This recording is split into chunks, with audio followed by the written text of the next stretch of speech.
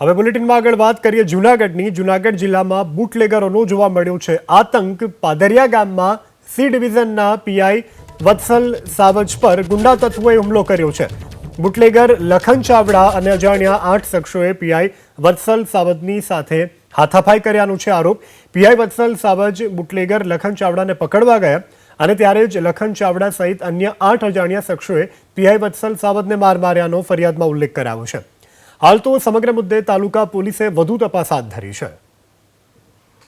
વાત કરીએ અંબાજીની। અંબાજીમાં કોંગ્રેસ ધારાસભ્ય અને એસપીની વચ્ચે ઘર્ષણ સર્જાયું છે। કાંતિ ખરાડી અને સાંસદ જ્ઞાનીબેન ઠાકોર, જિગ્નેશ મેવાણી અને લાલજી દેસાઈ સહિતના કોંગ્રેસના પ્રતિનિધિમંડળ અસરગ્રસ્ત વિસ્તારની મુલાકાતે ગયું હતું।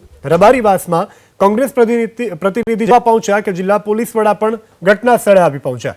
ત્યારે જ દાતાના ધારાસભ્ય કાંતિ ખરાડીએ ધમકી ભર્યા શબ્દો ઉચ્ચાર્યા કે અસરગ્રસ્તોની વ્યવસ્થા નહીં થાય તો કોઈ પણ મંત્રીને અંબાજીમાં આવવા નહીં દઈએ। બસ કાંતિભાઈની આ જ વાતથી જિલ્લા પોલીસ વડા પણ ઉશ્કેરાયા અને બંનેની વચ્ચે શાબ્દિક બોલાચાલી શરૂ થઈ ગઈ। જિલ્લા પોલીસ વડાએ કાયદામાં રહી અને ધમકી ન આપવાની કરી હતી વાત, તો કાંતિભાઈએ પણ પોતાના શબ્દો પાછા ખેંચવા તૈયાર ન હોવાનું કહ્યું।